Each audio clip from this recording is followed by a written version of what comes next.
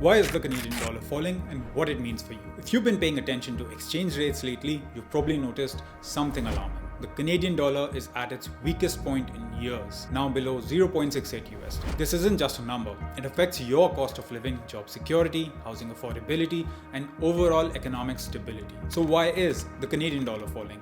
And what does this mean for your wallet and the future of Canada's economy?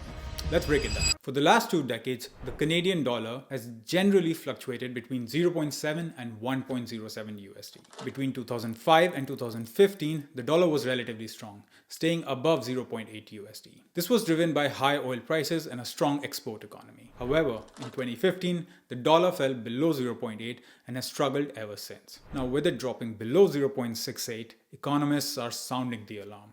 Why? Because previous dips were temporary, but this decline seems persistent with no clear recovery in sight. One of the biggest reasons for the dollar's weakness is interest rate policy. The Bank of Canada has been cutting rates faster than the US Federal Reserve to stimulate the economy and avoid a recession. The US, on the other hand, kept rates high for longer to control inflation. Now, higher interest rates attract investors, so more money is flowing into the US instead of Canada. The result is less demand for the Canadian dollar, equating to a weaker dollar. Now, Canada's economy heavily depends on exports, and when tariffs or trade restrictions are imposed on Canadian goods, Canadian exports decline, which means there is less demand for the dollar, resulting in a weaker currency. Additionally, uncertainty around Canada's trade agreements with major partners like the US and China only adds to investor concerns. Less exports also mean a slower economic growth, which results in a weaker currency. Now, another reason why the dollar is falling is because Canada is a commodity-driven economy,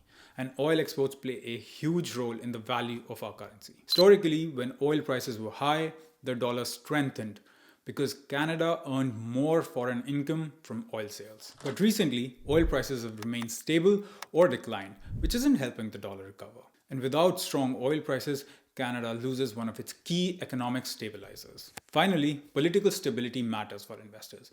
Uncertainty results in less investor confidence, leading to a weaker dollar. Recent resignations in Canada's leadership, including the finance minister, have added to that uncertainty. Businesses and investors prefer stable environments, and Canada's uncertain fiscal policies make it a riskier investment. So how does this affect you? Well, a weaker CAD means imported goods cost more. Expect higher prices on groceries, electronics, cars, travel.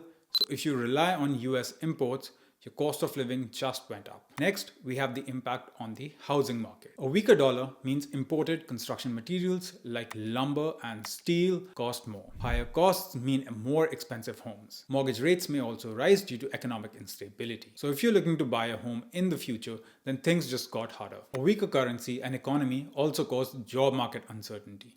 Businesses that rely on imports or exports face higher costs, which can lead to layoffs. Manufacturing, retail, and travel industries are most vulnerable. If economic uncertainty continues, job growth will slow down in these industries. Lastly, Canada's population growth is driven by immigration, which helps boost the economy. But with weaker job opportunities, higher cost of living, more competitive immigration policies, fewer skilled workers may choose Canada, slowing economic growth even further. This results in a long-term risk for Canada's economy. So what happens next? Will the Canadian dollar bounce back?